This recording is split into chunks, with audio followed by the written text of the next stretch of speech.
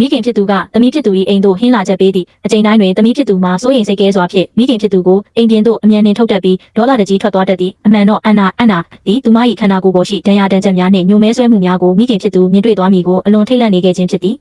အန်နာအိမ်အောင်ကြပြီးကလေးကသူမ၏ခင်ပွန်းသည်စိတ်တို့ဒေါသထွက်သည့်အခါတိုင်းအန်နာကိုတနာညာတာမှုမရှိဘဲအပြင်းထန်ရိုက်နှက်လေးရှိသည်ထို့နောက်အိတ်ခမ်းထဲသို့ဆွဲခေါ်သွားကအမျိုးမျိုးနှိပ်စက်တော်သည်အားနှင်းနှမ်းလျပြီးရိုက်နှက်နေရှာသောအန်နာသည်မိခင်ဖြစ်သူထံဖုန်းဆက်၍အိမ်သို့လာပေးရန်ငွေရိုတောင်းပန်ခဲ့ရသည်သို့သောခင်ပွန်းဖြစ်သူကဖုန်းကိုလူယူလိုက်ပြီးအန်နာမှာအေးမိဖျားနာနေုံမျှသာဖြစ်သည်ဟုလိန်ညာပြောဆိုခဲ့သည်ခင်ပွန်းဖြစ်သူမှာရုပ်ရည်ချုံသောပြီးတက္ကသိုလ်ကထိကတအူးဖြစ်သောကြောင့်အန်နာ၏ဖခင်သည်သူ့ကိုအမြဲသဘောကျနှစ်သက်ခဲ့သည်နောက်တစ်နေ့တွင်မိခင်ဖြစ်သူကတန်ရှင်းရေးလုပ်ပေးရန်ရောက်ရှိလာသောအခါအန်နာသည်ကြောခိုင်းလျက်အိယာပေါ်တွင်လှဲနေခဲ့သည်မိခင်ဖြစ်သူကဘာပဲပြောအန်နာသည်နောက်သို့လှည့်မကြည့်ခဲ့ပေအန်နာ၏မျက်နှာတစ်ခုလုံးတွင်ညှို့မဲဆွဲဒဏ်ရာများပြည့်နှက်နေသောကြောင့်မိခင်ဖြစ်သူမှာဘာမှမသိဘဲစိတ်ကဝမ်းနည်းစွာဖြင့်ပြန်လှည့်ထွက်သွားခဲ့ရသည်မိခင်ထွက်သွားပြီးနောက်အန်နာသည်အဝတ်အစားနှင့်အိတ်များကိုစတင်ပြင်ဆင်တော့သည်နိုင်ငံခြားသို့ထွက်ပြေးရန်ရည်ရွယ်ချက်ဖြင့်တန်ဖိုးရှိသမျှအရာအလုံးကိုယူဆောင်ကာမိခင်၏အရင်းနှီးဆုံးတငယ်ချင်းအတော်ဖြစ်သူထံသွားရောက်၍ထိုတန်ဖိုးရှိပစ္စည်းများကိုငွေသားနှင့်လဲလှယ်ရန်ကြိုးစားခဲ့သည်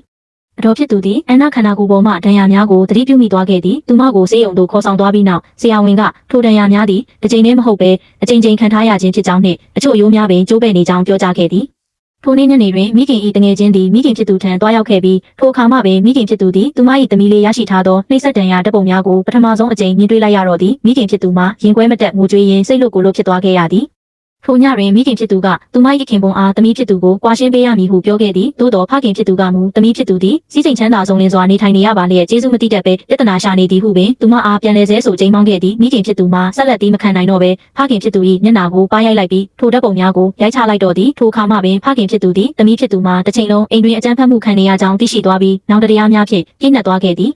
နောက်တစ်နေ့တွင်ဖခင်ဖြစ်သူသည်ခင်ပွန်းဖြစ်သူ၏ရုံးခန်းသို့တန်တန်မတ်မတ်ဒေါသတကြီးသွားရောက်ကထိုက်တန်သောပြစ်ဒဏ်အဖြစ်သူ့အားအပြင်းထန်ထိုးကျိတ်ရိုက်နှက်တော်သည်ခင်ပွန်းဖြစ်သူမှာစတင်၌လုံးဝဇဝေဇဝါဖြစ်နေခဲ့တော်လဲဖခင်ဖြစ်သူကဓာတ်ပုံများကိုရှေ့တွင်ရိုက်ချလိုက်သည့်အခါမှအမှန်တရားပေါ်ပေါက်သွားပြီဖြစ်ကြောင်းသဘောပေါက်သွားခဲ့သည်ထို့နောက်သမက်ဖြစ်သူကလည်းအားမလျှော့ပဲပြန်လည်ခုခံရင်းလူနှစ်ဦးမှာလုံးထွေးသက်ပုတ်ကြတော့သည်